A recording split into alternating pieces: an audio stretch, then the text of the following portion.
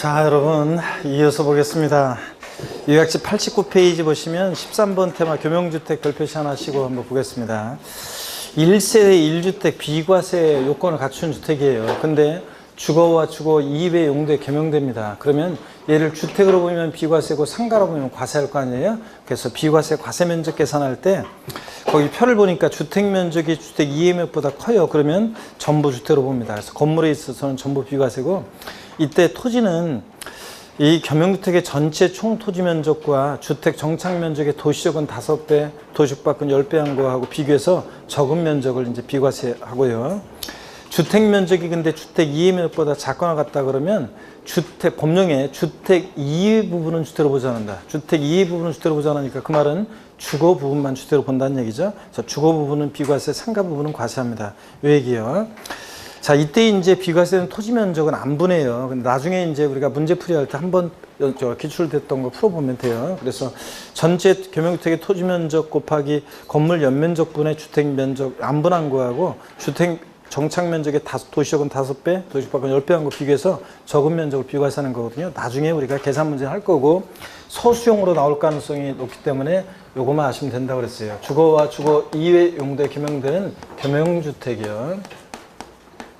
1세대 1주택 비과세권을 갖췄을 때, 자, 1세대 1주택 비과세권을 갖췄을 때, 주택 면적이, 예를 들어서 주택 면적이 주택 이해 면적보다, 자, 크다 그러면, 예를 들어서 건물만 일단 생각해 볼게요. 토지는 생각하지 않고, 주거 면적이 60제곱미터고, 주거 이해 면적이 40제곱미터다 그러면, 주거 면적이 주택 이해 면적보다 크잖아요. 이럴 때는 어떻게 한다고요? 전부 주택으로 본대요. 전부 주택으로. 자, 건물에 있어서는 전부 주택으로. 그러니까 비과세되는 건물 면적은 몇 제곱미터라고 그랬습니까? 비과세되는 건물 면적은 몇 제곱미터? 전부 주택으로 보니까 100제곱미터, 100제곱미터 전부를 요거 비과세한다고 그랬습니다. 그랬잖아요. 토지는 일단 생각하지 말고요. 그 다음에 또 주택 면적이 주택 이해 면적보다, 자, 작거나 같아요. 주택 면적이 주택 이해 면적보다 작거나 같을 때, 예를 들어서 주거 면적이 만약에 반대로 40제곱미터고요.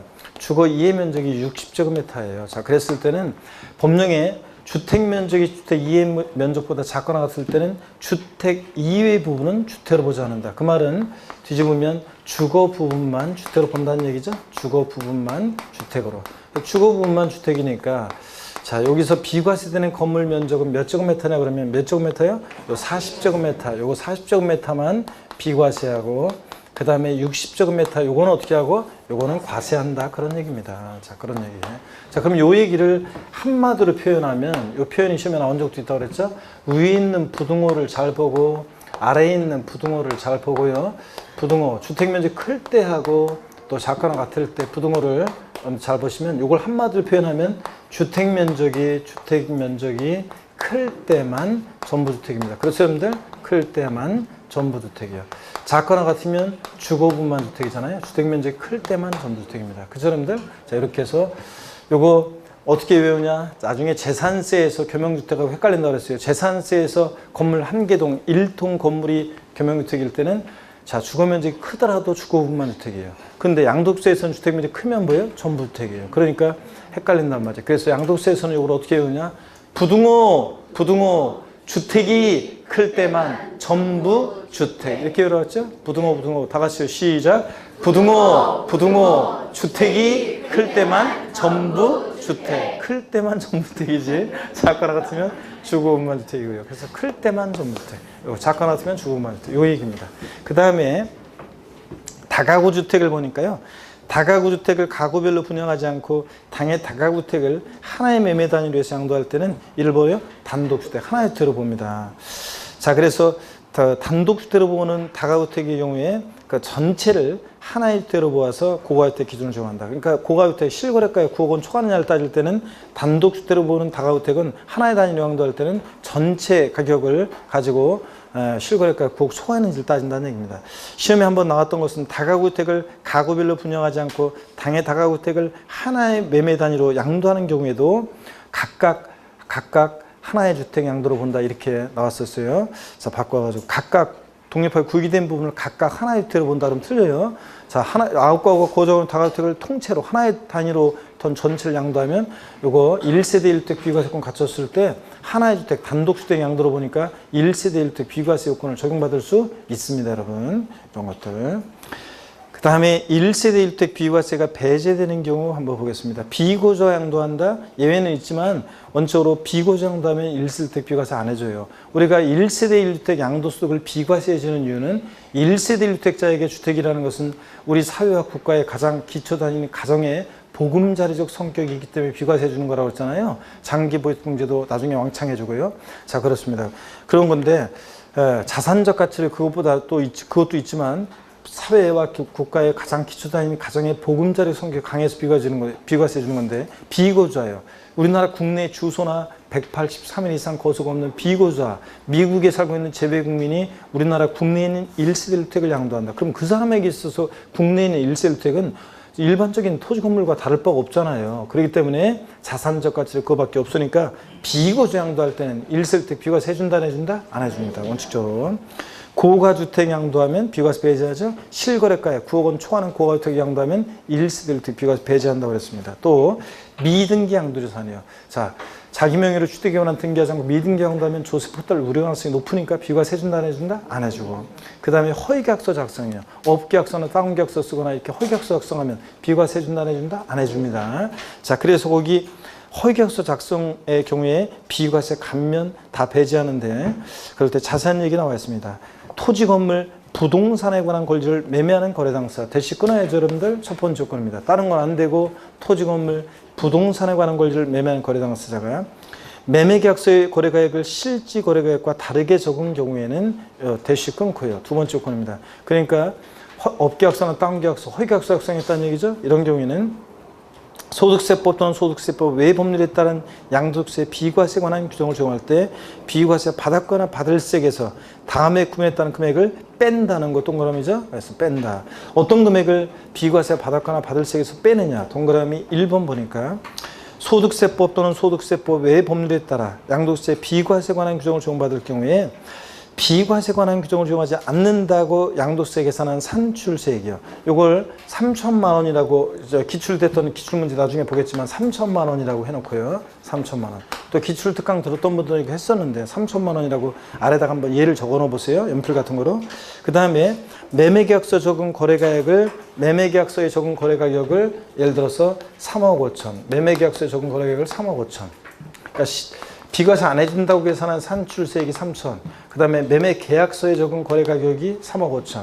그 다음에 실제로 거래한 가액이 예를 들어서 3억 원. 그러면 업계약서 썼다는 얘기죠. 자, 이런 경우에는 계속 봅니다. 자, 이런 경우에는 매매계약서 적은 거래액과 실거래가액 차액. 요 차액이 얼마입니까? 요거 매매계약서 적은 거래액과 실거래가액 차액 5천. 차액과 비과세 안 해준다고 양도세 계산한 산출세, 비과세 안 해준다고 해가지고 한번 계산해본 계산한 산출세액과 비교해서 둘 중 어떤 거요? 적은 금액을 비과세 받았거나 받을 세액에서 뺀다고 그랬습니다. 그래서 적은 금액. 그러니까 어떤 거요? 둘 중 어떤 거 이거? 3천. 5천하고 3천 중에 적은 3천만 원을 비과세 받았거나 받을 세액에서 뺀다. 그 말은 이 금액으로 과세한다는 얘기입니다. 그래서 사례 문제로 한번 나왔기 때문에 또 나올 가능성이 높지는 않고 소수령으로 나왔을 때 하여튼 토지 건물 부동산에 관한 권리를 매매하는 거래당사자가 매매계약서에 적은 거래가액과 실거래가액을 다르게 적었다. 자, 이럴 때는 매매계약서에 적은 거래가액과 실거래가액 차액과 비과세 안 해준다고 양도세 계산한 산출세가 비교해서 둘 중 어떤 거? 작은 금액을 비과세 받았거나 받을 세액에서 뺀다 더한다? 뺀다. 그래서 하여튼 허위계약서 작성 나왔다 그러면 비과세 감면 다 배제한다는 거. 또 그 다음에 자, 적은 금액 기억합니다. 뺀다 더한다? 뺀다. 요거만 기억하면 됩니다, 여러분들. 자, 그 다음에 계속해서 봅니다. 동그라미 2번은 같은 구조니까 읽어보시고요. 14번 고가주택, 여러분요. 고가주택 관련한 계산이라든가 뭐 이런 것들이 시험에 계속 나왔었는데 14번 고가주택과 관련한 요 내용은 14번 테마는 별표시 하나 하시고요. 보입니다. 종합문제 속에서 종합 지문 한 줄 나올 수 있고. 먼저요. 고가주택이라는 것은 뭐냐? 주택의 종류, 기준시가, 면적, 시설 관계없이 주택 및 이에 딸린 토지 양도 당시의 실거래가 계획이요.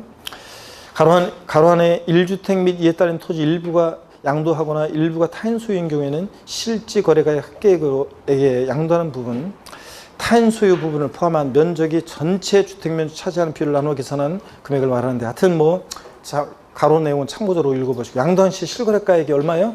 9억 원을 초과하는 걸 말합니다. 딱 9억 원일 때는 고가주택이 아닙니다. 기준시가 아니에요. 실거래가로 얼마? 9억 초과하는 주택이 고가주택이라는 거. 2번 봅니다. 고가주택을 적용함에 있어서 겸용주택의 주택으로 보는 부분에 해당하는 실거래가액을 포함한다. 자, 이건 어떤 거냐면 여기 보세요. 얘 주택 면적이 주택 이해물보다 클 때 있잖아요. 얘가 고가주택인지를 판단할 때는 예를 들어서 주택 면적의 가격이 6억이고 상가 면적의 가격이 4억이에요. 그럼 얘가 고가주택인지를 판단할 때는 전부주택으로 볼 때는 주택으로 보는 부분에, 전부주택으로 보니까 주택으로 보는 부분의 가격도 포함한다고 그랬으니까 얘는 얼마예요? 10억. 그러니까 고가주택이 된다 안 된다? 된다는 얘기입니다. 실거래가 9억 초과했으니까. 이런 얘기예요, 여러분들. 자, 한번 이해하시면 되고요. 요거. 그 다음에 넘어갑니다. 90페이지 넘어가시면 15번 테마 있죠? 고가주택에 대한 양도세 과세 입장 별표 2개 합니다. 최근에 계산 사례 문제로도 28회 시험 때 다른 것과 묶어서, 논점과 묶어서 시험 문제 나오기도 했었고, 또 29회 시험에서는 또 종합 문제 속에서 지문 한 줄 고가주택에 대한 1세대주택 비과세권 같은 고가주택에 대한 과세 입장, 요게 이제 사례가 계산 사례가 요게 이제 종합 문제 속에 지문 한 줄 또 나오기도 했었어요. 작년에도요. 자, 그래서 28회, 29회 연달아 나왔네요. 15번 테마 별표 2개 하시고 보겠습니다. 고가주택에 대한 양도세 과세 입장입니다. 비과세권을 충족한 경우에도 비과세를 배제합니다. 즉 고가주택의 실지 양도한 가액 9억 초과의 부분에 대해서는 1세대 1주택 비과세권을 갖췄더라도 어떻게 한다? 과세합니다. 다만 안분을 통해서 전체 과세하는 것은 아니에요. 그래서 2번 보면 고가주택에 대한 양도차익 계산 1세대 비과세권을 충족했을 때 일반적인 전체에 대한 양도차익 곱하기 양도가액분의 양도가액 마이너스 9억 원 이렇게 해서 안분 계산합니다. 왜 그런 건지 한번 보겠습니다. 여러분 여기 보세요. 우리가 사례 문제로 한번 보시면 예를 들어서 1세대 1주택이 있어요. 1세대 1주택이 있고 얘 5년 6개월을 보유했습니다. 5년 6개월을 보유했어요. 5년 6개월을 보유했고요. 그 다음에 실지 양도한 가액이 10억입니다. 그러면 여러분 고가주택이란 말이 없어도 얘는 뭐가 되는 거예요? 고가주택입니다. 그 다음에 취득가액 등 기타 필요경비가 예를 들어서 8억 원이에요. 그러면 자 얘는 고가주택인데 비과세권을 충족한 고가주택입니다. 그랬을 때 우리가 고가주택이라는 것은 실지거래가액이 9억 원을 초과하는 게 고가주택이잖아요. 그러니까 9억 초과하는 고가주택에 해당되면 비과세를 배제하고 어떻게 합니까? 과세를 합니다. 근데 9억까지는 고가주택이 아니잖아요. 그러니까 9억까지는 어떻게 주냐? 이거 비과세를 해줍니다. 9억까지 부분은 비과세예요. 그러니까 고가주택, 비과세권 같은 고가주택은 양도차익 보세요. 시험에서 이렇게 고가주택 나오고서 양도차익 전액에 대해서 비과세한다 땡입니다. 고가주택은 9억 초과에 과세합니다. 또 전액에 대해서 과세한다 그래도 틀려요. 자, 전액 과세하는 건 아니고 9억까지 부분 보고 비과세고 9억 초과액 부분만 과세예요. 그러니까 전액 비과세도 아니고 전액 과세도 아닙니다. 그러다 보니까 양도차익 계산할 때 안분 계산하는데 자, 요 사례에서 양도차익을 구해봐라 그러면 전체에 대한 양도차익이요. 양도가액에서 필요경비를 뺀 전체에 대한 양도차익 2억 곱하기 양도가액분의 양도가액 마이너스 얼마? 9억 원 이렇게 합니다. 9억을 왜 빼주냐면 9억까지는 비과세 되니까 안분하는 거예요. 그래서 이 식을 외우셔야죠. 복잡한 식도 아니잖아요. 제 비과세권 갖추는 고가주택 양도차익 계산은 전체에 대한 양도차익 곱하기 양도가액분의 양도가액 마이너스 9억 원입니다. 그러면 10에서 9 빼니까 1이고 2억의 10분의 1이니까 얼마입니까? 2억의 10분의 1이니까 얼마예요? 2천만 원. 자, 이렇게 2억의 10분이니까 2천만 원. 이렇게 해서 비과세권 갖춘 고가주택의 양도차익을 계산합니다. 그 다음에 장기 보유통제 계산 한번 볼게요. 3번 처음 배웠는데 고가주택의 장기 보유통제 계산이요. 일반적인 장기 보유통제 곱하기 양도가액분의 양도가액 마이너스 9억 원. 원래 이렇게 법령이 돼 있어요. 이렇게 안분해서 계산하면 복잡해지니까 이렇게 하는 것보다는 그냥 안분해서 구한 위에 2처럼 안분해서 구한 고가주택의 양도차익에다가 바로 장기 보유통제 공제를 곱해주면 돼요. 양도세 과세되는 1세대 1주택에 대한 장특공제 공제율은 보유연수의 8%씩 적용해서 3년 이상 4년 미만이면 8, 3, 24 이렇게 해서 10년 이상이면 80%까지 확대 적용한다고 그랬잖아요. 우리가 지난 시간에 3, 4월 달에 배웠어요. 그럼 여기 볼게요. 한번 맛배기로 한번. 그러면 이렇게 해서 양도차익 구했어요. 장특공제, 장기부의공제를 구해봐라 그러면 일반적인 장기부의공제 곱하기 양도가액분의 양도금에서 구하고 이렇게 안분해서 할 필요 없이 복잡하게 할 필요 없이 바로 안분해서 구한 이 양도차익에다가 있죠. 안분해서 구한 고가유택 양도차익에다가 바로 장특공제 공제를 적용하면 돼요. 양도세 과세되는 1세대 1택의 경우에는 자 보유연수에 8%씩 적용해야 한다고 3, 4월 과정에 배웠어요. 그러면 5년 6개월 보유했으니까 양도세 과세는 1세대 1택인 고가유택은 자 보유연수에 8%씩 적용하니까 8호 40 공제율 40%입니다. 자 그러니까 40%를 적용해요. 그러니까 2천만 원에 40%는 얼마입니까? 네? 248 800만 원이죠? 800만 원. 자 그러면 이렇게 해서 우리가 이 고가주택의 장특공제, 장기보유통제를 구했어요. 양도소득 금액을 구해봐라 그러면 양도차익 2천에서 800 빼니까 가필, 차, 장, 소 양도소득 금액은 얼마가 됩니까? 1,200만 원 되는 거예요. 여러분들 1,200만 원. 이렇게 해서 구합니다. 2천에서 800 빼니까 1,200만 원. 이런 식으로요. 이해되십니까 여러분? 그래서 이렇게 해서 우리가 비과세권을 갖춘 고가주택의 양도차익과 그 다음에 장특공제, 장기부의통제를 구하고 이렇게 해서 양도소득금액까지 이렇게 구할 수 있습니다. 여기다가 이제 기본공제 250바에서 과세표준 구하는 거예요, 여러분들. 자, 이렇게 양도세 계산합니다. 그 다음에 박스를 보겠습니다. 박스를 보고 또 식을 이렇게 이해해 놨다가 나중에 이제 또 문제 풀이할 때 또 연습해 볼 거고요. 박스에 보니까 뒷박스에 보니까 비과세요건을 갖춘 고가주택의 양도차익과 장기보유통제는 일반 주택과 달리 이렇게 안분 계산합니다. 근데 기본공제라든가 세율은 고가주택이라고 해가지고 달라지지 않습니다. 일반 주택과 똑같습니다. 자, 그래서 세율이나 기본공제는 똑같다. 뭐하고 비과세요건을 충족한 고가주택의 경우는 양도차익 계산에서 어떤 것만 달라요? 일반 주택과 자 양도차익 계산과 장특공제 차장만 다릅니다, 여러분. 차장만. 그 다음에 16번은 조합원 입주권 보유자의 주택 양도시 특례 있죠? 요거는 조합원 입주권과 관련한 것은 시험에 안 나오고 있어요. 그래서 이것은 뭐 참고적으로 이게 보시면 되는 건데 별 표시할 필요 없고요. 참고적으로 한번 맛배기로요. 살짝만 여기 어떤 건지 한번 맛배기로 보여드릴게요. 맛배기로 한번 살짝 보여드릴 건데 어떤 거냐면 먼저요. 거기 그 1번에 보니까 1세대가 1주택과 1조합원 주권을 보유하다가 뭘 양도해요? 주택을 양도할 때 특례입니다. 원칙을 한번 볼게요. 1세대가 1주택과 1조합원 입주권을 보유하다가 그 주택을 양도할 때는 1세대 1주택 비과세 규정을 적용하지 않는다 그랬습니다. 어떤 거냐면 여기 봅니다. 여기에 이건 편하게 보세요. 여러분들 그냥 설명. 시험에 입주권에 관한 것은 나오지 않고 있기 때문에 참고적으로 한번. 자, 예를 들어서 이거예요. 1세대가 있잖아요. 1주택과 1조합원 입주권이 있어요. 1세대가 1주택과 1조합원 입주권이 있습니다. 1조합원 입주권이 있어요. 조합원 입주권. 그랬다가 여러분 입주권은 있잖아요. 주택이 아니에요. 입주권은 주택이 아닌데 그잖아요. 부동산에 관한 권리지. 문 열고 들어갈 수가 없잖아요. 그래서 입주권 주택이 아닌데도 양도소득세에서는 입주권은 주택수 계산할 때는 조합원 입주권을 주택수 계산에 포함해요. 그래서 1세대가 1주택과 1조합 입주권이 있다가 이 주택을 양도하면 1세대 몇 주택 양도로 봐요? 2주택 양도로 봐요. 원칙적으로. 이게 원칙이에요. 이게 원칙. 자, 원칙적으로 이렇게. 근데 예외가 됐다시 많아요. 우리 요약집에 있는 것은 몇 가지만 제가 추려놓은 거고 원래 법령에 보면 기본세도 보면 엄청 많이 있어요. 기본세에 보면 제가 몇 가지만 추려놓은 건데 기본세는 더 많고 예외적으로 어떤 경우가 있냐면 이런 경우가 있어요. 1세대가 1주택과 1조합원 입주권이 있습니다. 자, 그러다가요. 입주권 취득일로부터요. 종전주택을요. 이것을 3년 내, 몇 년 내? 3년 내 자, 종전주택을 양도하면 자, 1세대 몇 주택 양도로 보냐면 1주택 양도로 봐요. 우리 주거이절 목적으로는 일시적 1세대 1주택 있잖아요. 그거 똑같아요. 그럼 비슷한 것들이 쭉 나와요.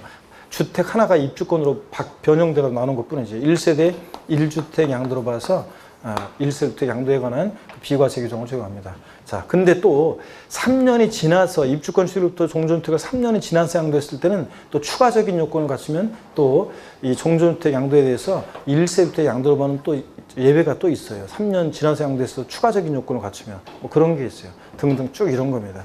자, 그래서 이런 얘기들이 특례에 나와 있어요. 다만 거기 한번 예외 볼까요? 특례. 다음에 해당하는 경우는 이를 1세대 주택으로 보아 비과세 규정을 적용한다. 1번 국내 1주택을 소유한 1세대가 그 주택을 양도하기 전에 조합원 입주권을 취득함으로써 일시적으로 1주택과 1조합원 입주권을 소유하여 조합원 입주권 취득하는 날부터 몇 년이요? 3년 내 역시 종전주택을 양도하면 일시적인 거로 봐가지고 1세대 양도로 보고, 또 동그라미 2번 같은 것은 국내 1주택을 소유한 1세대가 그 주택을 양도하기 전에 조합원 입주권을 취득함으로써 일시적으로 1주택과 1조합원 입주권을 소유하고요. 조합원 입주권을 취득한 날부터 3년이 경과해서 종전주택 양도할 때는 또 법소종의 요건을, 추가적인 요건을 충족하게 되면 또 비과세 받을 수 있는 또 예외가 있어요. 그 다음에 뭐 동그라미 3번 같은 거 보면 국내 1주택을 소유한 1세대가 그 주택에 대한 주택 재개발 사업, 재건축 사업의 사업 시행 기간 동안에 임시로 살 집이 필요하게 해서 거주하기 위해서 다른 주택을 취득한 경우로서 법소종의 요건을 갖추어서 대체주택을 임시로 살던 집을 양도하면 또 비과세 받을 수 있는 특례가 있습니다. 4번 보면 상속받은 조합원 입주권과 그 밖의 주택을 각각 1개 소유한 1세대가 자, 1주택, 일반 주택을 양도하게 되면 이거 상속으로 인한 거니까 이런 것도 1세대 양도를 보는 예외가 있습니다, 여러분. 자, 그래서 자, 다시요. 오늘은 그냥 요것만 1세대가 1주택과 1조합 주권에 따라 주택을 양도할 때 입주권도 주택수 계산에 포함해서 1세대 몇 주택 양도로 본다? 2주택 양도로 보는 게 원칙이다. 근데 자, 1세대가 1주택과 1조합 주권에 따라 주택을 양도할 때 1세대 1주택 양도로 보는 예외, 특례가 우리가 앞에서 배웠던 1세대 2주택 특례처럼 그런 비슷한 특례들이 됐다시 많다더라, 예외가. 자, 그런 정도만 여러분이 보고 가시면 됩니다. 그 다음에 2번은 어떤 거냐면 91페이지 2번이요. 재개발 재건축 조합원이 입주권 양도 특례. 이건 입주권을 양도하는 건데 한번 보실래요, 여러분들? 입주권을 양도하는 건데 여기 보세요. 이거는 지금 뭘 양도하냐면 1세대가 1주택과 1조합원 입주권이 있다가 주택을 양도하는 건데요. 요거 지금 제가 설명드릴 거는 뭘 양도하냐면 입주권을 양도하는 거예요. 한번 볼까요, 여러분들? 자, 예를 들어서 재개발 지역이 있습니다. 여기 1세대가 갑이라는 1세대가 주택을 갖고 있었는데요. 주택을 갖고 있었는데 이 사업이 시작되면 이게 원래 1세대 1주택이고 비과세 요건을 갖춘 주택이었어요. 관리처분 계획 인가 연재 원래 비과세 요건을 갖춘 주택을 갖고 있었는데 이게 이제 사업이 시작되면 다 때려부시고 조합원 입주권을 받잖아요. 그래서 1조합원 입주권을 가지고 있는데 이 입주권 외에 다른 주택이 없어요. 자, 다른 주택이 없습니다. 여러분 보세요. 재개발되는 지역의 원주민들이 다시 여기 들어가지 못하는 경우가 많잖아요. 그래서 자, 딱지 받았어요. 자, 이거 때려보시고 원래 비과세권 갖춘 주택을 갖고 있었는데 자, 딱지 받았어요. 들어갈 형편 못하니까 입주권 팝니다. 입주권을 양도했어요. 주택이 아니라. 그런데도 1세대 몇 주택 양도요? 1세대 입주권을 양도했는데도 1세대 1주택 주택 양도로 봐서 비과세 특례 규정을 적용한다는 얘기입니다. 이해되십니까, 여러분? 이 사람 원래 재개발 아니었으면 원래 비과세였어요. 원래 관리처분 계획 관련제 원래 비과세권 갖춘 주택을 갖고 있었으니까. 그런데 입주권화된 것 뿐이에요. 그래서 비과세 줍니다. 요 얘기고. 또 이번에는요. 조합원 입주권 외에 다른 주택이 있어요. 자, 다른 주택을 취득했습니다. 이웃 동네에 자, 이사 가려고 다른 주택은 샀어요. 자, 그랬을 때 여기는 들어가지 못하지만 그래서 다른 주택 취득하고 나서요.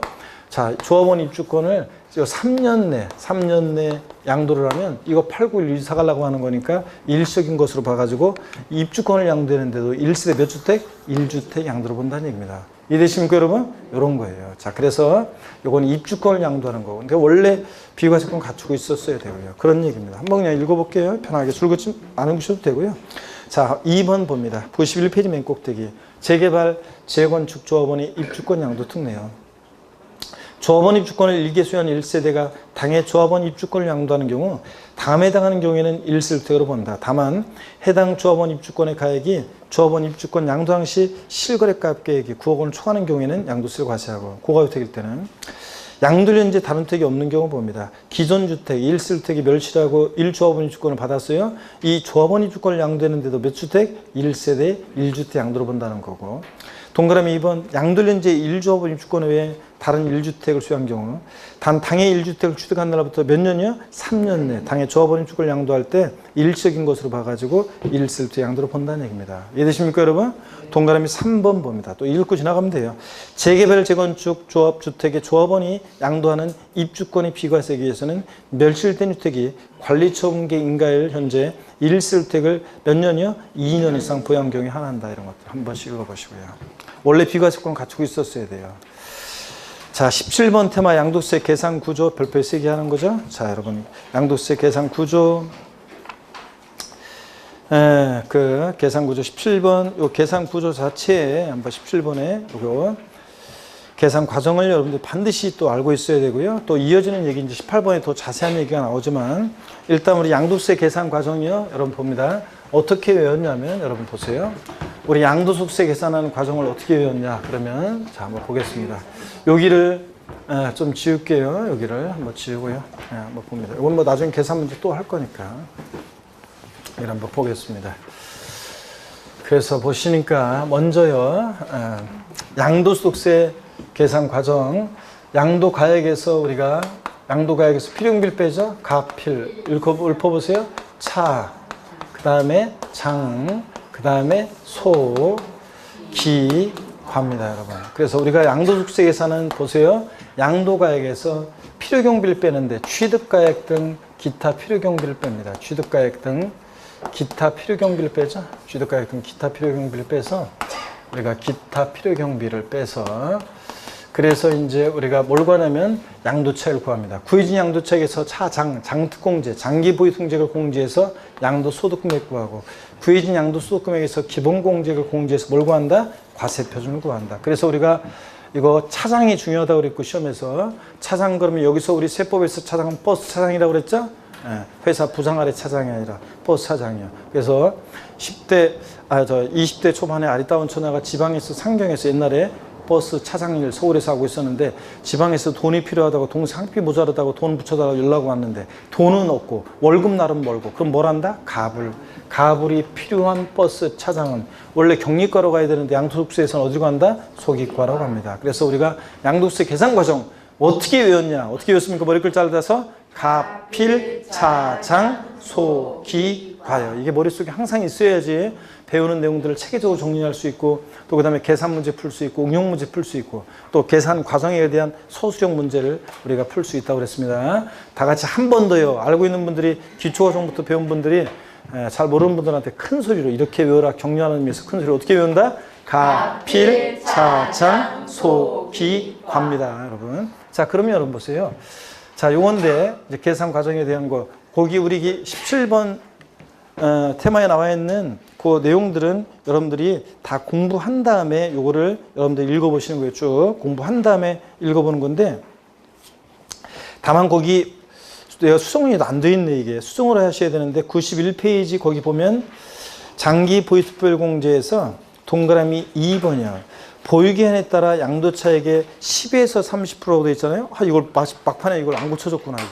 자, 그래서 10에서 여러분들이 그 30% 돼 있잖아요. 이걸 갖다가 여러분들이 10을 뭐라고요? 6으로. 6에서 30%잖아요. 그렇잖아요, 여러분들.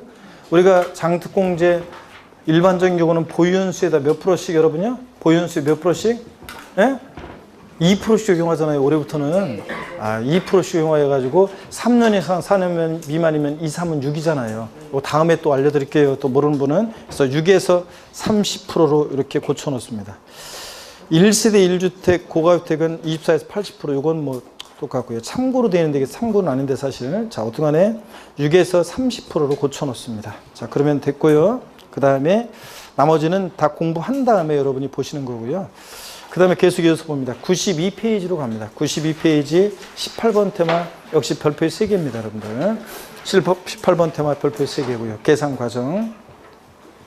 먼저 양도세 계산 어떻게 하느냐. 우리 제가 기초과정부터 말씀드린 것이 계산 과정을 쭉 소개해 드렸었는데 어떤 거였냐면 이거였어요. 여러분 저를 봅니다.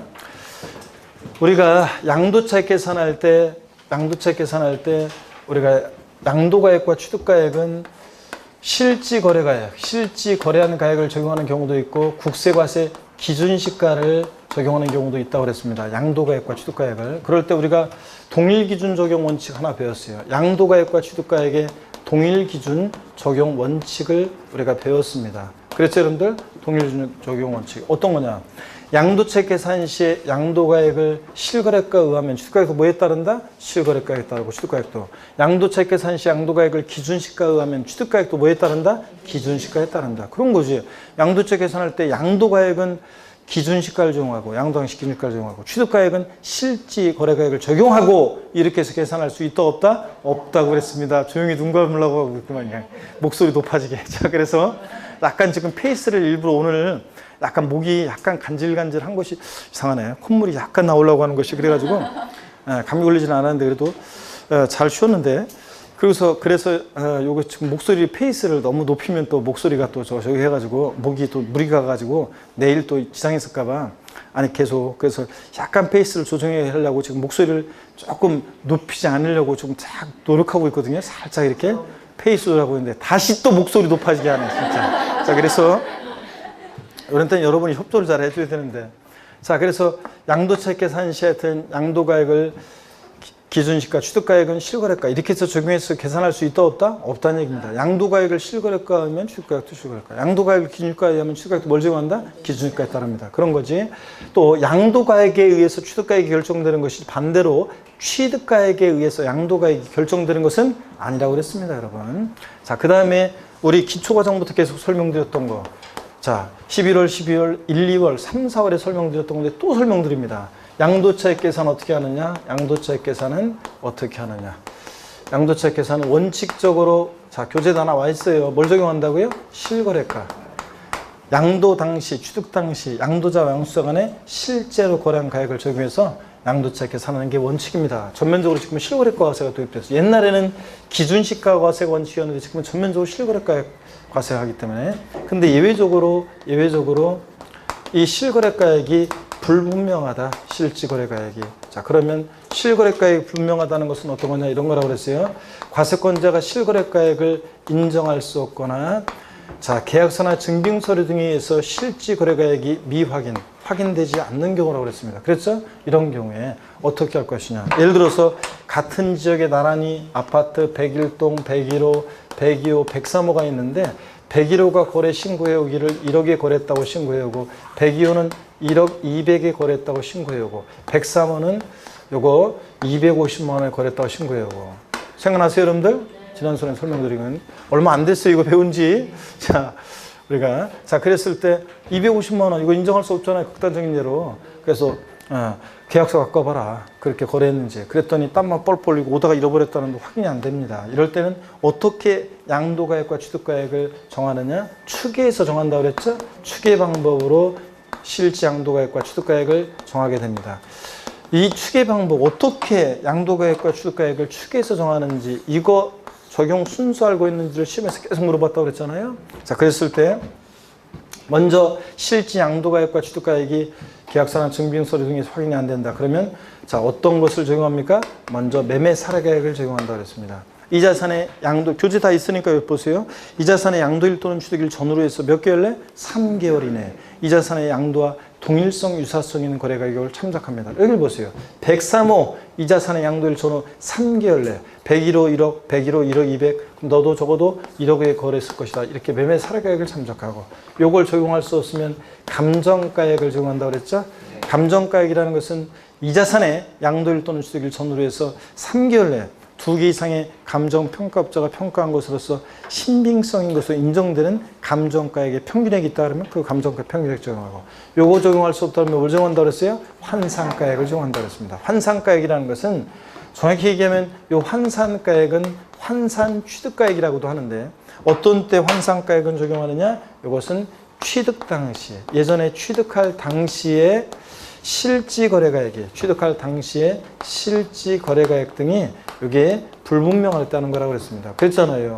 지금은 여러분들이 거래를 하게 되면 자, 실거래가를 신고해야 되고 그 실거래가 신고한 가격이 국토교통부에 실거래가 전산 입력되고 국세청에 통보돼서 전산 입력되고 그다음에 등기부에 등재도 되잖아요. 그런데 그래서 지금은 계약서 잃어버려 가지고 나 취득가격 잘 모르겠는데 이런 게 안 통하는데 쉽게 안 통하는데 근데 예전에 1990년대 제가 예를 들어서 부동산을 샀습니다. 그 당시에 저한테 판 사람은 양도세 신고할 때 그 당시에는 기준시가 과세가 원칙이어서 그 사람은 기준시가로 양도세 신고했고 저는 그 당시에 취득세 신고할 때 시가순액으로 신고하는 게 관행이어서 시가순액을 신고했어요. 계약서 잃어버렸어요 지금. 그러면 실제 취득한 가액 확인이 안 되잖아요. 이럴 때는 취득가액을 환산한 가격으로 구하게 되는데 환산가격은 어떻게 구하느냐 이렇게 구한다고 그랬습니다. 환산가액은 이번에 파는 양도 당시 실거래가액이에요. 이번에 파는 양도 당시의 실지 거래가액. 여기다가 양도 당시 기준시가분의 취득 당시 기준시가를 곱해서 구한다고 그랬습니다. 그래서 여러분들 배운 지 한 3주, 4주밖에 3주 정도밖에 안 됐어요, 여러분들. 자, 그럴 때 양도 당시 실거래가액이 예를 들어서 3억 원이다. 양도 당시 기준시가가 2억이다. 조건에 예를 들자면 취득 당시 기준시가가 1억이다. 조건에. 그러면은 자, 3억의 2분의 1 절반이니까 환산가액은 얼마? 1억 5천. 이런 식으로 구하는 거라고 그랬습니다. 그래서 취득가액을 기준시가로 말하자면 환산한 가격입니다. 또는 매감한을 적용하는데 순서로. 순서 바뀌면 틀립니다. 근데 추계하는 순서 또는 그 예외적으로 기준시가가 또 적용될 수도 있고요. 그래서 다시요. 양도가액이나 취득가액이 계약서나 증빙서류 등에 있어 확인이 안 된다 그러면 취득가액과 양도가액은 어떻게 추계해서 정한다? 매, 감, 환 또는 기준시가를 순차적으로 적용합니다. 순서 바뀌면 틀리고요. 근데 콕 집어서 시험에서 구체적으로 자 추계 결정 경정이란 말이 나오죠. 과세권자가 세금계산할 때 결정한다고 하고 경정 고치는 게 경정인데 추계 결정 구체적인 추계 결정 적용의 순서를 보면요. 구체적인 추계 결정 경정 순서예요. 콕 집어서 시험에서요. 이거는 양도가액 또는 취득가액이 확인되지 않을 때 그래서 뭉뚱그렸을 때 양도가액 취득가액이 확인되지 않을 때 매감한 또는 기준시가가 콕 집어서 시험에서 양도가액이 불분명할 때 양도가액은 어떻게 추계 결정 경정하냐고 물어보면 양도가액은 어떻게 추계 결정 경정한다? 매, 감, 기여. 매매 사례가액, 감정가액, 기준시가를 순차로 적용합니다. 순서 바뀌면 틀려요. 매감기고. 콕 집어서 시험에서 취득가액이 불분명할 때 취득가액은 어떻게 추계 결정 경정하냐고 물어보면 매, 감, 환, 기 순서라고 그랬습니다. 그래서 여러분들 그래서 요 순서 바뀌면 틀립니다. 매매사례가액, 감정가액, 환산가액이니까 요거 순서 바꿔서 나온 매매사례가액, 환산가액, 감정가액 이렇게 바꾼 적도 있고 또 취득가액이 확인되지 않을 때 취득가액은 어떻게 추계일정 경정하느냐 매, 감, 기를 매매사례가액, 감정가액, 기준가를 순차로 정한다. 이렇게 해서 바꿔서 나온 적도 있고 취득가액 분명할 때는 매감기간이라 뭐예요? 매, 감, 환, 기고요. 또 이 환산가액은 취득가액을 추계할 때 적용하는 것이지 양도가액을 추계할 때 적용하는 것이 아닙니다, 여러분. 아셨죠? 이런 거 알고 있는지를 시험에서 여러 번 물어봤습니다, 이 내용은. 그래서 이걸 꼭 알고 계셔야 되고 사실은 우리 같은 납세의무자가 추계 결정 경정이란 말 없이 그냥 우리 같은 납세의무자가 원래 우리 같은 납세의무자가 신고하는 경우인데 만약에 취득가액이 불분명하다. 자, 그럴 때 취득가액은 어떻게 추계하느냐 그러면 그때 취득가액은 매, 감, 환을 적용한다 그랬어요. 그때는 기준가 적용하지 않고요. 예? 자, 그런데 어떤간에 시험에서는 그냥 이렇게만 아셔도 된다 그랬어요. 양도가액 확인되지 않는데 양도가액은 어떻게 추계일정 경정하냐? 매감, 기. 취득가액은 어떻게 추계일정 경정하냐? 매감, 환, 기. 이렇게만 알고 있으면 답 고르는 데는 지장이 없다고 그랬습니다. 자, 교재를 보겠습니다. 92페이지 18번 테마 불표 3개였고 양도소득세 과세표준 계산 구조입니다. 먼저 가필차인데요. 원칙적으로 실거래가를 적용하죠. 양도가액과 취득가액은. 근데 다만 예외 양도 당시 또는 취득 당시 실거래가액을 인정 확인할 수 없는 경우 추계 방법으로 정하는데 매, 감, 환 또는 기준시가에 의합니다. 구체적인 추계 일정 경정의 순서 이거 이제 반드시 알아두셔야 되는 것을 불표시해놓고 콕 집어서 양도가액 불명할 때 양도가액은 어떻게 추계일정 경정한다? 매, 감, 기고요. 취득가액 불명할 때 취득가액은 어떻게 추계일정 경정한다? 매, 감, 환, 기고요. 3번 환상가액은 양도가액을 추계하는 경우에 적용하지 않는다. 그죠? 취득가액을 추계할 때만 적용하는 것이죠. 그죠 여러분? 예. 반드시 알아주시고 양도차익 계산시 원칙입니다. 양도가액과 취득가액의 동일 기준 적용 원칙이요. 양도차익 계산함에 있어서 양도가액을 실거래가액, 매매사가액, 감정가액 포함해서 의하는 때는 취득가액도 뭐 해야 하고? 실거래가액. 매매사가액, 감정가액, 환상가액 포함. 여기는 환상가액 들어가 있네요. 취득가액은. 하고 양도가액을 기준시가로 하는 때는 취득가액도 뭐 해야 한다? 기준시가로 한다는 거. 자, 동일 기준 적용 원칙. 그 다음에 두 번째 화살표를 보니까 양도차익 계산함에 있어서 양도 또는 취득가액을 실지거래에 의하여 산정하는 경우로서 토지와 건물 등을 함께 취득하거나 양도하는 경우에는 이를 각각 구분해서 기정하되 이게 이제 가액이 구분이 안 될 때 토지 건물 등의 가액의 구분이 불분명할 때는 취득 또는 양도 당시 기준시가에 의해서 계산한 가액에 비례해서 안분 계산한다. 그래서 토지 건물을 일괄 취득했는데 가액이 구분이 안 된다 그러면 기준시가 비율로 안분한다는 거 한번 눈에 익혀주시고 포인트는 기준시가에 의해서 안분한다. 그 다음에 우리 추계할 때 매매사가액이라는 것은 양도일 또는 취득일 전후 각 3개월 내에 짙은색으로 되어 있죠? 3개월 내에.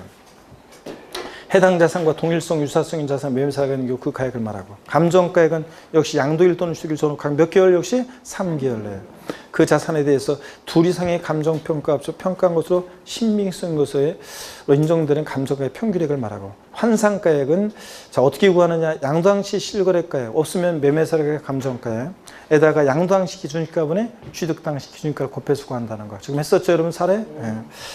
그 다음에 기준가 읽어보시고 그 다음에 환상가액 적용에 따른 가산세 우리가 환상가액으로 하게 되면 지난 기초과정부터 배경적인 설명드렸어요. 환상가액으로 하면 실제 취득가격보다 취득가격이 높아진다고 그랬잖아요. 네? 왜 그러냐 자 우리가 환상가격으로 하게 되면 보세요. 양도당시 실거래가액은 커요. 가격이 많이 뛰어가지고 근데 기준시가는 시세를 미처 못 따라가서 작아요. 그러니까 큰 수를 작은 수로 나누니까 환상가액은 커진다고 그랬잖아요. 그래서 환상가액으로 하면 실제 취득가격보다 환상가격으로 하면 취득가격이 커진다고 그랬잖아요. 그래서 양도차익이 요만큼 되고 그러니까 요만큼 유리하게 된다고 그랬잖아요. 이런 거 설명드렸는데 실제 취득가격보다 환상가격으로 하면 취득가격이 커져요. 양도차익을 줄일 수 있어요. 그래서 악용하는 걸 막기 위해서. 근데 만약에 매매의 경우는 매매사가액 같은 것도 있지만 건물 신축했을 때는 비교할 대상이 없어가지고 악용할 소지가 있기 때문에 환상가액 적용에 따른 가산세 페널티를 주고 있습니다. 자, 그래서 작년 시험에 요거 바꿔서 나왔었죠? 거주자가 건물 신축하고 그 신축한 건물의 취득일로 몇 년이요? 5년 내. 해당 건물 양도한 경우로서 환상가액을 그 취득가액으로 할 때는 해당 건물 환상가액이 몇 프로? 5%예요. 근데 작년 시험에 해당 건물 환상가액이 5%인데 자 보세요. 작년에는 해당 건물 환상가액이 5%인데 이걸 뭐로 바꿨어요? 산출세액이에요. 양도소득세 산출세액의 5%로 바꿨어요. 산출세액의 5%가 아니라 해당 건물 환상가액의 5%입니다, 여러분. 자 이렇게 바꿉니다. 저 요거 X 해놓으시고 산출세액 X 해놓으시고 해당 건물 환상가액의 100분의 5 해당 금액을 양도세 결정세액에 더합니다. 2번 위일은 양도소득 산출세액이 없는 경우에도 어떻게 한다? 적용합니다. 악용의 소지를 막기 위해서요, 여러분들. 자, 그래서 왜냐면 환상가액으로 해서 양도차익 없게 만들어 놓고 이렇게 하는 경우도 산출세액이 없는 경우로 만들어 놓은 걸 막기 위해서 산출세액이 없는 경우에도 적용합니다. 꼭 알아두시고 작년에 나왔지만 작년 2018년 개정세법 나올 줄 알고 14개 준비해서 설명을 드렸었습니다. 이거 93페이지 필요경비 산정 원리요. 여기부터 조금 더 어려울 수 있으니까 잘 한번 보셔야 되는데 여러분 자 고개 한번 또 듭니다. 또 목 운동 합니다. 여러분 또 여기에 또 좀 어려워요. 자 이해하셔야 되는데 자, 또 허리도 좌로 우로 돌리시고 아유 기지개도 화끈하게 제끼시면서 자, 어깨도 돌리시고 한번 보겠습니다. 좋습니다. 몸을 아주 그냥 예쁘게 푸시는 분도 계시고 조용히 기도 드리는 사람도 있고 뭘 또 막 몸을 푸는데 막 기도까지 드리면서 좋습니다. 알아서 하여튼 몸을 잘 푸시고 자 필요경비 산정 원리 한번 볼게요. 93페이지 원칙적으로 취득가액을 실거래가에 의하잖아요. 그러면 필요경비는요. 취득가액, 실지 취득한 가액에다가 기타 필요경비는 자본적 취득과 양도직접 비용 합한 금액이에요. 자 여기 보세요 여러분들. 취득가액을요. 여기 보세요. 취득가액을 취득가액을 여기 봅니다. 취득가액 실거래가를 적용하는 게 원칙이니까 양도가액 실거래가를 적용해. 취득가액도 실거래가예요. 그럴 때 취득가액을 실지 취득한 가액을 적용한다. 취득가액이 확인돼서 그러면 기타 필요경비는 자본적 지출액이라는 것과 자본적 지출액과 그 다음에 양도비용 합한금액을 우리가 기타 필요경비로 합니다. 그래서 취득가액, 취득하면서 들어간 비용. 자본적 지출액은 취득해서 양도액까지 보유하면서 내 자산의 가치가 좋아지고 낮으면서 들어간 이용의 편의에 소요된 비용, 개량비용, 수선비용 뭐 이런 것들을 말합니다. 보유하면서 들어간 비용. 양도비용은 이번의 자산을 직접 양도하면서 들어간 비용을 필요경비로 공제합니다. 그래서 시험에서는 여러 번 나온 것이 다음 중 실거래가를 정해서 양도채 계산할 때 이 필요경비 항목에 어떤 게 포함되느냐 안 되느냐 이걸 시험에서 계속 물어봤던 거고요. 하여튼 다시 보세요. 취득가액을 실지 취득한 가액을 적용하면 기타 필요경비는 자본적 지출액과 양도비용 합한금액이 필요경비라는 얘기입니다. 그죠 여러분들? 자, 그 다음에 예외가 있습니다. 2번 예외. 취득 당시 실거래가액이 인정 확인되지 않아서 취득가액을 그러면 추계해서 정하겠죠? 어떻게 해요? 매감 환기요. 추계해서 취득가액을 정할 때는 기타 필요경비는 필요경비 예산 공제액을 기타 필요경비로 해요. 자 보세요. 자 취득가액이 확인이 안 돼요. 그래서 취득가액이 이번에는 불분명해서 이번에는 취득가액이 불분명해서 취득가액을 추계해서 정합니다. 그래서 매감 환기요. 매감한 또는 기준시가 매감한기를 적용합니다. 자 이렇게 되면 이런 것들을 적용할 때 취득가액을 매매사액이나 감정가액이나 환산가액이나 이런 것들을 적용할 때는 기타 필요경비는 보세요. 일일이 들어간 비용을 공제하지 않고 자산별로 일률적으로 자 정합니다. 자산별로 일률적으로 어떻게 적용하느냐? 필요경비 계산 공제액을 우리가 기타 필요경비로 하게 됩니다. 여러분 필요경비 계산 공제액이요. 그래서 이 필요경비 예산 공제액을 적용하고요. 이거 필요경비 예산 공제액은 어떻게 하는지는 좀 이따가 다시 한번 보기로 합니다. 그 다음에 필요경비 예산 공제액을 적용하고요.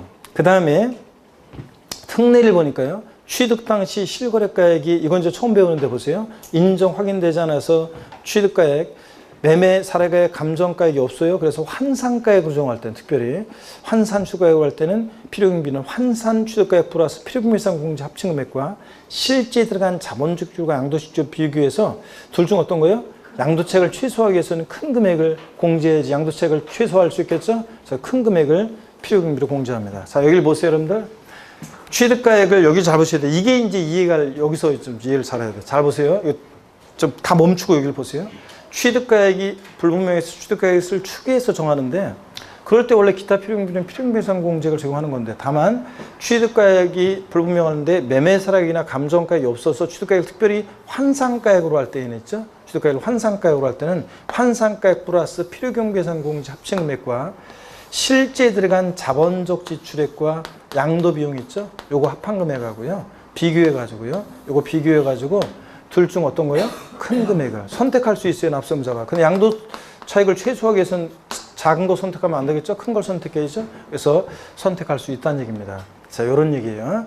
그러면 여러분 거기 교재 필요경비 예산 공제액 봅니다. 양도 차익을 추계 방법에 의해서 계산하는 경우 양도가액에서 필요경비 빼는데 취득가액이 불명하다. 취득가액을 매감한 기를 적용할 때는 기타 필요경비는 필요경비 계산 공제액을 적용하는데 자산별로 일률적으로 적용한다고 그랬어요. 그렇죠 여러분들? 그럴 때 토지, 건물 거기 다 나와 있으니까 여기 한번 보세요.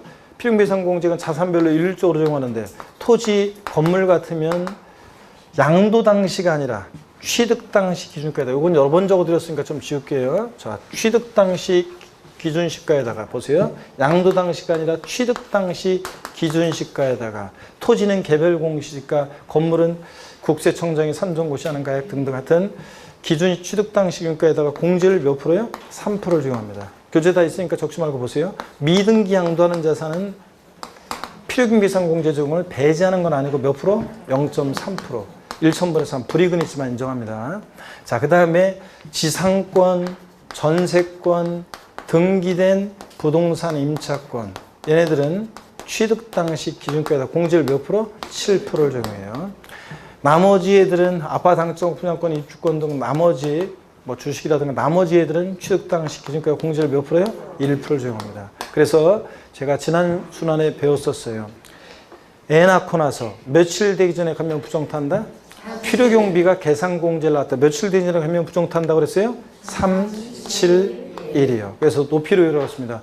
애 낳고 나서 금줄을 둘렀다고 그랬잖아요. 그랬더니 제 카페 어떤 수강생분이 전라북도 정읍에 사는 어떤 남성 노총각 수강생분이 노총각인가? 하여튼 40대 수강생이 요 얘기를 듣고 나서 있잖아요. 바로 그냥 자기 닉네임을 금줄 범석으로 바꿨어요. 금줄. 자, 애가 태어나면 금줄을 둘렀다고 그랬잖아요. 자, 그래서 딸이면 옛날에 애가 태어나면 대문에다가 새끼줄 둘렀는데 딸이면 순만, 아들이면 그 사이에 빨간 꽃을 끼워가지고 금줄 둘렀다고 그랬잖아요. 바이러스 막기 위해서. 자, 그래서 부정탄다는 말, 옛날 어른들이 하는 부정탄다 그런 말의 대부분은 바이러스와 관계된 거죠. 그래서 그럼 부정타지 말라고 금줄 둘렀다. 그랬더니 이 수강생분이 바로 이 얘기에 큰 감명을 받아가지고 자기 닉네임을 금줄 범석으로 바꿨어요. 자, 그래서 자기는 금줄 범석으로. 그래서 금줄들은, 자, 여러분 보세요. 필요경비가 계산공제를 나왔다. 며칠 뒤에 가면 부정탄이냐. 노피로 외워져. 절 보세요. 3, 7, 1. 맨 위에 어떤 거예요? 저를 안 보는 사람들 맨 위에 토지 건물. 중간에 짝져 토지 건물. 중간이 지상권, 전세권, 등기된 부동산 임차권. 나머지 다 몇 프로? 1%입니다. 3, 7, 1. 이렇게 해놓고 맨 위에 토지 건물. 중간이 지상권, 전세권, 등기된 부동산 임차권. 나머지 다 몇 프로? 1%입니다. 그래서 미등기양도는 토지 건물은 배제하는 것은 아니라는 거. 0.3% 인정한다는 거. 이거 양도 당시가 아니라 취득 당시 기준유가에다가 공제율을 곱한다는 거. 아셨죠, 여러분들? 이런 것들 주의하라고 했습니다. 그래서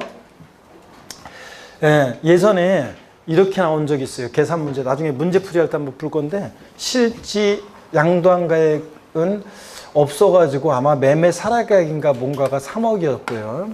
그 다음에 환상가액을 구했더니 실지 양도한 가액에다가 실지 양도한 가액 3억 원 곱하기 양도당 환상가액은 자, 어떻게 구하느냐?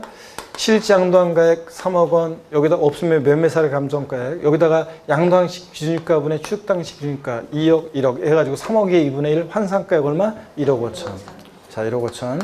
자, 그러면은 토지 건물일 때 취득당시 기준유가가 1억이라고 했으니까 아까 조건에 1억이라고 했으니까 취득당시 기준유가에다 공제율 몇 프로? 3%. 그러니까 얼마예요? 1억에 3%니까 300만 원. 자, 이렇게. 그러니까 환상가액 플러스 필요경비 계산공제 합친 금액이 얼마가 돼? 1억 5,300만 원. 그죠? 그 다음에 그 조건에서 시험에서 실제 들어간 자본적 지출액과 양도비용 합한 금액이 자본적 지출액이 뭐 1억 4천, 양도비용이 2천. 그래서 여기 얼마였냐면 1억 6천이에요. 그러면 양도 차익을 최소화하기 위해서는 어떤 것을 양도 차익으로 해야 돼요? 필요경비로 해야 돼요? 어떤 것을 필요경비로 양도 차익을 최소화하기 위해서는 1억 5천 3백하고 1억 5천 얼마하고 이건 항상 작게 1억 5천 얼마하고 1억 6천 어떤 게 더 커? 1억 6천. 그러니까 요 1억 6천을 자, 필요경비로 합니다. 그래서 3억에서 필요경비 1억 6천을 빼니까 양도차익은 얼마가 돼?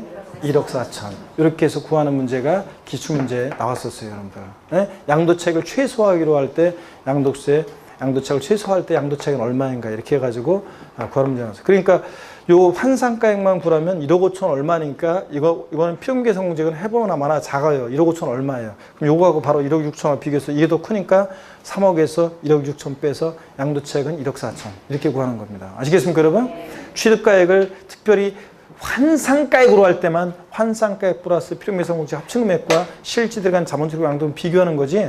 만약에 취득가액이 매매사가액이 있어요. 또는 감정가액이 있었어요. 그러면 무조건 얘네들은 매매상이나 감정가액을 적용했을 때는 취득가액을 매매상이나 감정가액 적용하면 기타 필요경비는 그냥 필요경비계산 공제하고 끝나요. 그런 거지 실제 들어간 자본적 지출과 양도비용을 비교하는 게 아니에요. 이거 비교하는 건 어느 때만 취득가액을 매감한기 중에서 뭐로 계산할 때만 환상가액으로 할 때만 그래요.